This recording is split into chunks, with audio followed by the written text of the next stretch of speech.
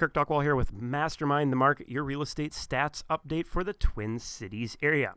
Well, we are in a cooler market, and I'm not talking about awesomeness or temperature outside. I'm talking about the market velocity. What do I mean by that? We'll get into that in just 1 second. But first, make sure you click on that subscribe button, like, and share this video. We know that knowledge is power, and the more knowledge that you have about our Twin Cities real estate market, the more that you can leverage that to your advantage. As mentioned previously, if you like these videos, check out the Twin Cities Real Estate Show. We dive in even deeper into our market and all sorts of great real estate related topics. You can catch that on the CW23 Saturday mornings at 6:30 or KSTC Saturday mornings at 6, or just type in TwinCitiesRealEstateShow.com and you can see all of our past shows there as well. All right, showings per week per listing, median sale price range, 250 to 500K, 13 county metro area average. This is that velocity in the market I'm talking about. So right now we are at a 3.64, completely predicted to drop off this last week, Christmas week. Not a big surprise there. But what I'm talking about a cooler market is in comparison to where we were last year at the same time. So looking back to this summer, we were tracking behind in comparison to the rate of the velocity in 2020, which was expected because the market in 2020 got pushed due to the pandemic by a couple of months, so we had more of a late summer market instead of a spring market. And then we expected that we would be tracking ahead as we approached election season, which is exactly what happened. What we're noticing, though, is that out of the last 5 weeks, 4 of those we have been tracking behind last year, not just in the average showing per listing activity, but also the total number of showings.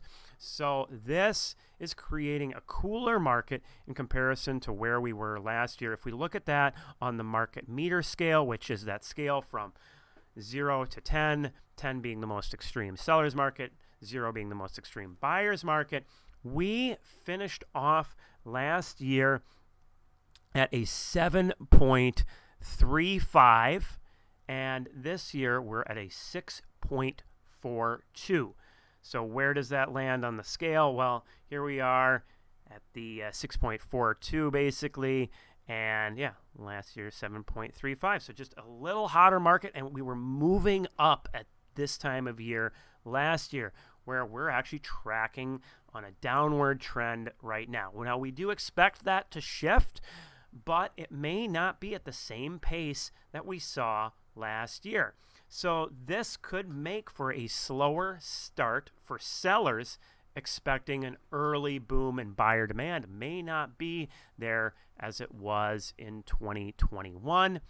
And this could very well be due to where interest rates are in comparison to last year. So last year at this time, we were down at I think it was 2.65, and now we are at a 3.05.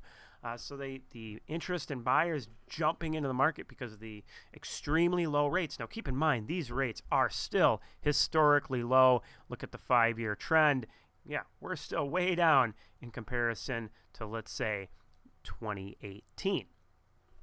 All of this brought together, though, in comparison to 2019, the market meter was at a 3.01. So, yeah, right in this range.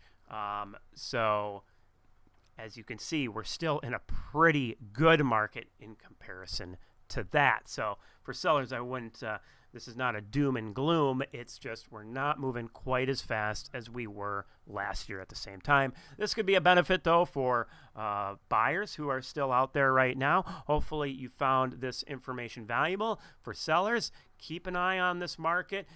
We do know typically that we get that movement upwards in the January timeline. So it's something you want to follow.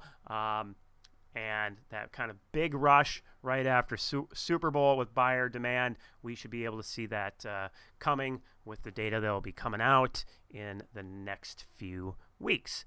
Take care, everybody. Be safe. Have a great holiday.